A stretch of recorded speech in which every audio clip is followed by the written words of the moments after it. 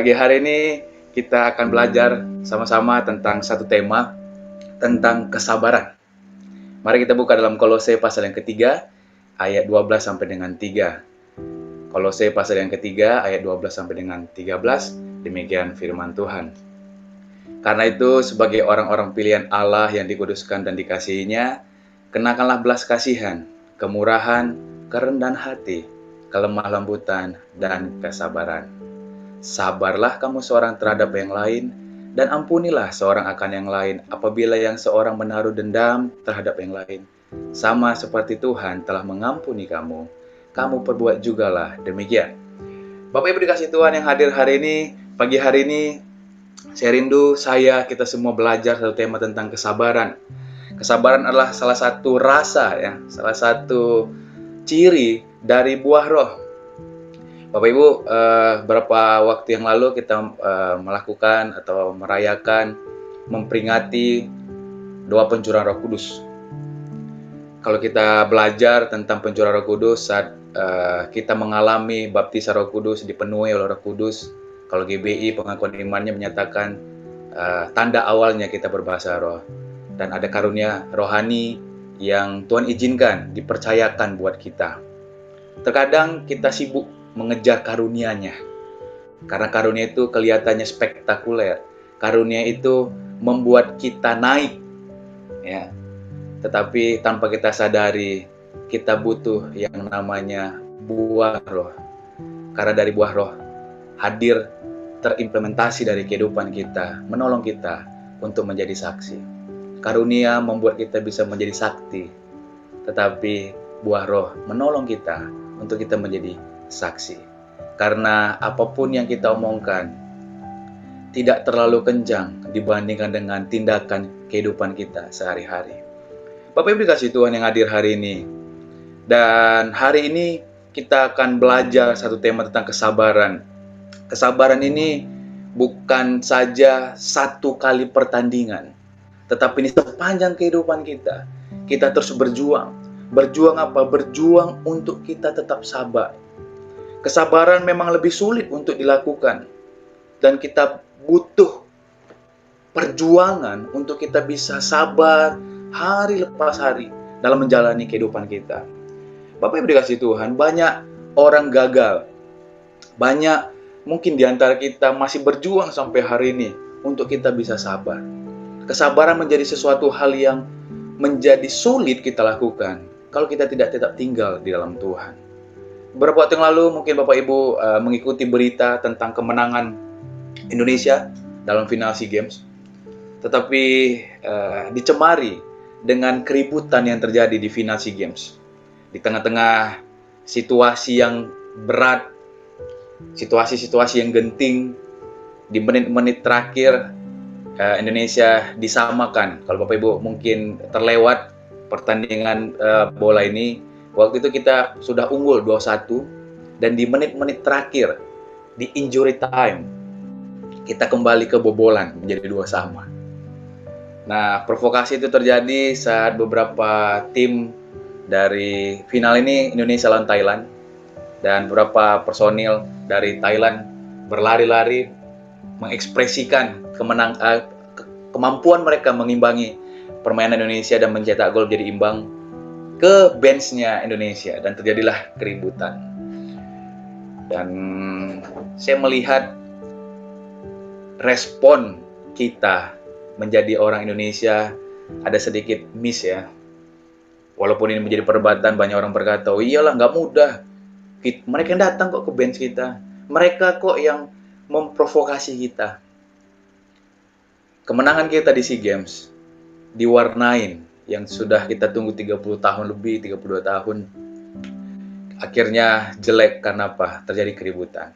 Kita bukan mencari siapa yang salah, tetapi dari momen ini saya mendapat satu poin bahwa kesabaran itu pun harus kita miliki sampai detik-detik terakhir dalam kehidupan. Nah, hari ini kita akan belajar bahwa kesabaran menjadi poin penting untuk kita. Kalau kita belajar, kita lihat ya, kalau yang aktif, Bapak Ibu yang aktif di media sosial, beberapa hari-hari ini, beberapa minggu, bulan ini, kita disodori berita-berita tentang keributan-keributan yang terjadi. Anak-anak pejabat melakukan sikap-sikap yang di luar nalar. Banyak orang-orang yang melakukan banyak hal. Korupsi yang baru-baru kita dengar, yang mencapai indikasi 8T. Ada begitu banyak orang-orang di jalanan melakukan pemukulan, mengeluarkan senjata karena apa disalib, tidak senang disalib. Kita juga mendengar bagaimana ibu-ibu pengamen yang membawa anaknya, pengemis ya, memukulin anaknya di jalanan. Ada juga berita kita dengar bagaimana seorang ibu membunuh anaknya. Seorang ayah membunuh anaknya karena anaknya menangis sepanjang malam. Saya melihat kemanusiaan kita akan mengeluarkan tindakan-tindakan, respon saat kita tidak sabar. Maka itu penting sekali dalam momen pagi hari ini kembali kita semua diingatkan untuk kita memiliki kesabaran. Dan hari kita akan belajar, kita perlu sabar terhadap 3 aspek dalam kehidupan. Ada 3 hal minimal yang kita belajar pagi hari ini dengan cepat. Yang pertama adalah kita harus sabar terhadap sesama. Dalam Kolose pasal yang ketiga, ayat yang ke-13 dikatakan, sabarlah kamu seorang terhadap yang lain, dan ampunilah seorang akan yang lain apabila yang seorang menaruh dendam terhadap yang lain.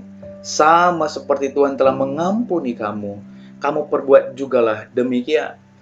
Area kesabaran yang pertama yang hari ini kita mau pelajari adalah kita harus sabar terhadap sesama. Kesabaran akan mudah dilatih melalui orang-orang terdekat, mulai keluarga, mulai teman, rekan, komunitas di mana kita berada. Firman Tuhan mengingatkan kita, sabarlah kamu seorang terhadap yang lain. Suami akan dilatih kesabarannya dengan istri sebaliknya. Orang tua dilatih kesabaran oleh anak-anak, dan sebaliknya. Dalam komunitas kita, bahkan dalam pelayanan, sering sekali kita dilatih untuk memiliki kesabaran satu dengan lain. Kesendirian sering sekali kurang efektif melatih kesabaran. Beberapa waktu yang lalu, saya melihat sebuah video di Instagram. Bagaimana seorang bapak yang mau bekerja, dan seperti biasa dia sarapan dengan anak-anaknya, karena dia akan bersama-sama anaknya akan pergi berangkat. Ayahnya akan mengantar anaknya untuk sekolah, dan dia langsung berangkat bekerja. Pada pagi hari itu, dalam video itu, saya tahu ini pasti ilustrasi, waktu dia berjalan, dia menyenggol anaknya yang membawa segelas susu, dan akhirnya menumpahkan susu itu di baju dan celana ayahnya. Dalam video itu, ayahnya ngamuk, marah-marah, hampir memukul anaknya, dan akhirnya dilerai oleh istrinya. Dia harus kembali ke kamarnya, mengganti pakaian lagi, bersiap-siap, karena harus mengganti pakaian, memakan waktu. Akhirnya tidak sarapan, dia meninggalkan anak dan pergi ke kantor. Sepanjang hari dalam kantor, moodnya sudah tidak baik. Akhirnya pekerjaan juga akhirnya banyak hal kendala yang terjadi. Nah, ternyata di video itu di-rewind kembali. Menariknya adalah di video yang kedua, setelah di-rewind, waktu anaknya menumpahkan segelas susu di baju dan celana ayahnya memiliki respon yang berbeda. Dia memeluk anaknya dan berkata, oh tidak apa-apa, kamu ganti baju, papi ganti baju. Setelah mereka ganti baju, anak dan ayahnya tidak sempat sarapan. Mereka sarapan di mobil, tetap ayah mengantar ke sekolah. Dan hari itu, hari kerja ayahnya berbeda dengan video yang pertama. Bapak Ibu dikasih Tuhan yang hadir hari ini, terkadang Tuhan mengizinkan situasi keadaan melatih kita untuk sabar, karena Tuhan izinkan orang di sekitar kita melakukan hal-hal yang membuat kita ada di titik merespon dengan apa akan menentukan hari kita di hari itu. Bapak Ibu dikasih Tuhan yang hadir hari ini, hal yang pertama, kita mau belajar sabar terhadap sesama. Jangan cepat berespon. Ini sering sekali membuat kita melakukan sikap yang salah saat kita terlalu cepat merespon, dan membuat kita kehilangan hal yang baik yang harusnya kita lakukan. Karena saya seorang bapak, saya ingat ilustrasi seorang bapak yang pulang dari kerja sore itu, Saat dia nyampe di ruang tamu di rumahnya, dia melihat sambil dia membuka tali sepatunya, dia melihat ada sebuah buku rapot di mejanya. Karena bapak ini orang yang gak sabaran, sambil dia buka sepatunya, dia baca rapot itu karena hari itu adalah hari pembagian rapot anak-anaknya. Dia langsung buka ke lembaran yang terakhir, lembaran yang mungkin dianggap itu semester terakhirnya anak itu. Dia baca, dia lihat banyak sekali angka-angka merah. Dia marah-marah, dia ngamuk-ngamuk, dia panggil anaknya. Anaknya datang, dia mencoba menjelaskan anaknya tanpa diberikan waktu untuk menjelaskan. Bapaknya ngerocos, marah-marah, sampai membuat anaknya menangis.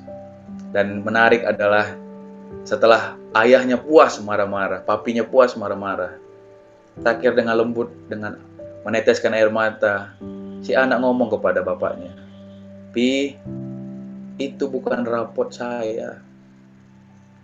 "Lah ini rapot siapa?" "Itu rapot papi." Sering sekali saudara dikasih Tuhan, dengan cepatnya kita merespon situasi yang tidak kita harapkan. Padahal kita sedang mempermalukan diri kita sendiri. Kadang kita lupa, kita ini seorang hambanya Tuhan. Oh, saya kan nggak pendeta putra, saya nggak khotbah. Tuhan itu hanya dua.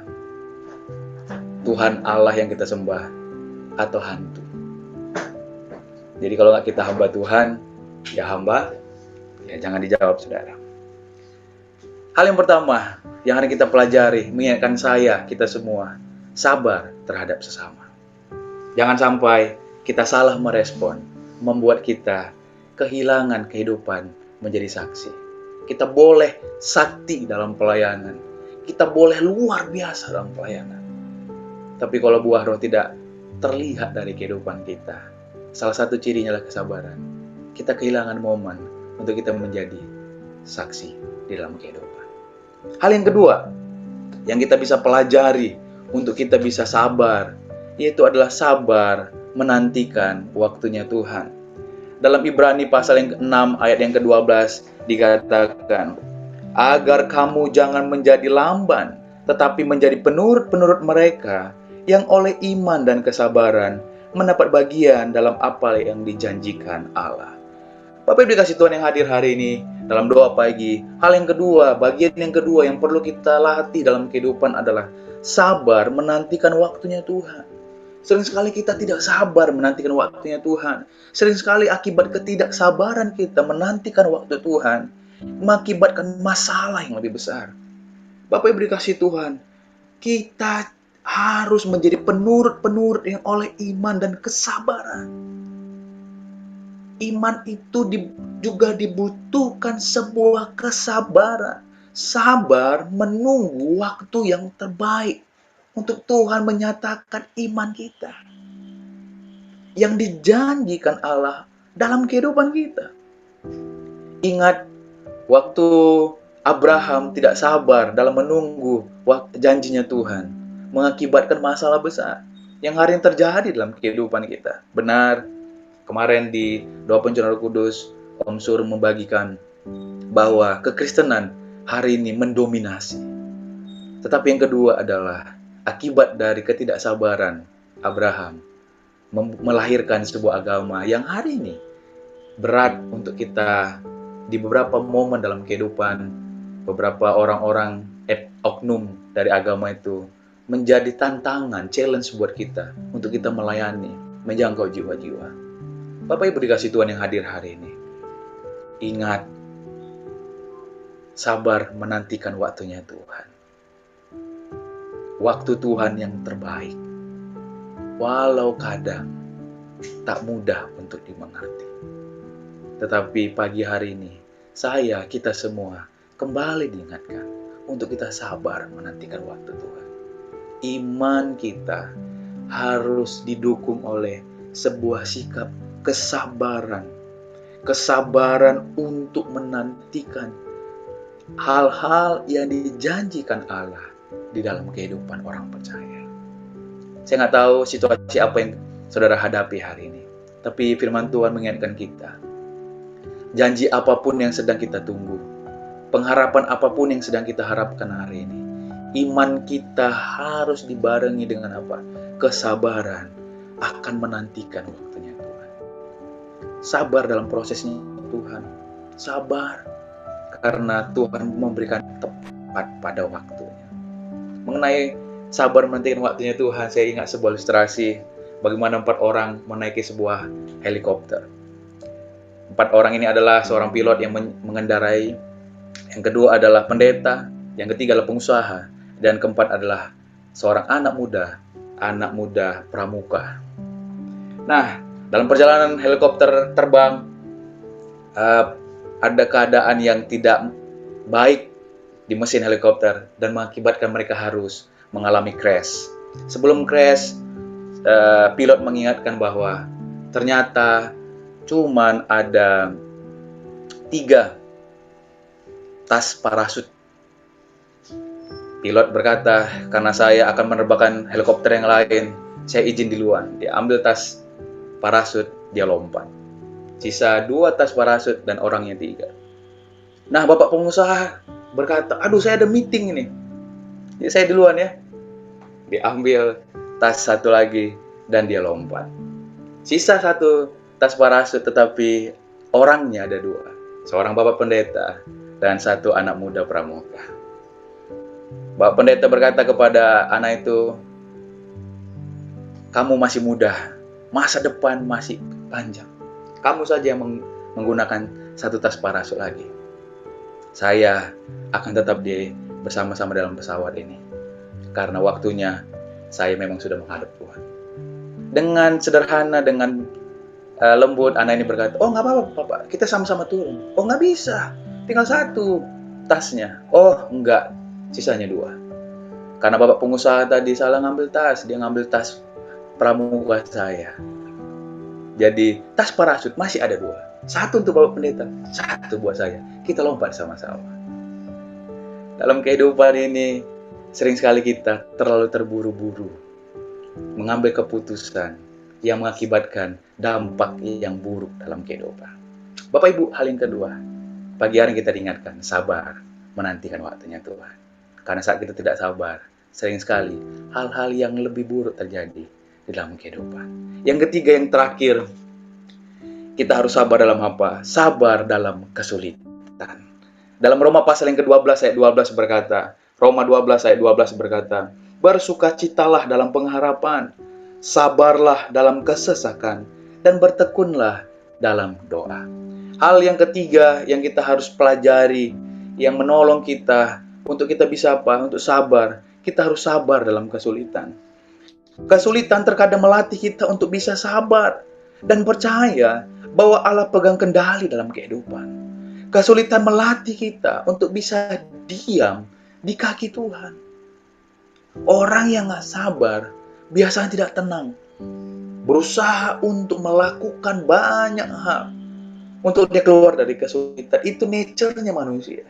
Tetapi sering sekali kesulitan Tuhan izinkan untuk melatih kita. Untuk kita bisa diam di hadirat Tuhan. Di kakinya Tuhan. Mendengar apa yang Tuhan ingin mau sampaikan. Koito kemarin di ibadah hari Minggu mengingatkan jemaat di GB Kedoya. Perlunya berdiam mendengar suara Tuhan. Bapak Ibu dikasih Tuhan. Saking kita sibuknya.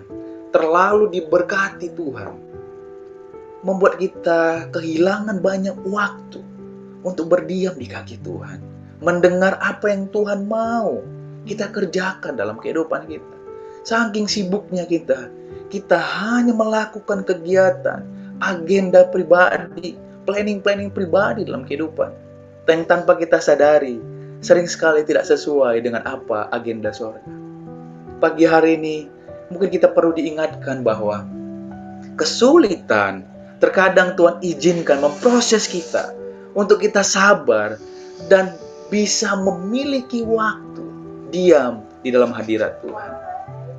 Banyak orang mengakhiri hidupnya karena kesulitan dihadapi. Banyak orang hari-hari ini kita mendengar berita saking hal-hal yang berat yang dia hadapi, dia melakukan hal-hal yang harusnya tidak lakukan dengan mengakhiri hidupnya. Bapak Ibu dikasih Tuhan yang hadir hari ini, melalui Zoom doa pagi kita. Hal yang ketiga yang Tuhan mau ajar kita untuk kita hidup dalam kesabaran. Kita harus sabar dalam kesulitan. Mari Bapak Ibu, bertekun dalam kesulitan yang kita hadapi. Karena itu akan menuntun kita memenuhi rancangan yang besar dalam hidup kita terjadi. Biarlah pagi hari ini 3 hal yang kita bisa pelajari. Kita harus memiliki kesabaran, sabar terhadap sesama. Yang kedua, sabar menantikan waktunya Tuhan, walau kadang tak mudah dimengerti. Yang ketiga, kita diingatkan untuk sabar dalam kesulitan. Karena kadang kesulitan menolong kita untuk kita bisa memiliki waktu berdiam di kaki Tuhan, mendengar apa yang Tuhan mau lakukan dalam kehidupan kita. Semoga firman Tuhan hari menolong saya dan kita semua untuk hidup dalam kesabaran. Selamat menikmati kesabaran. Tuhan Yesus memberkati.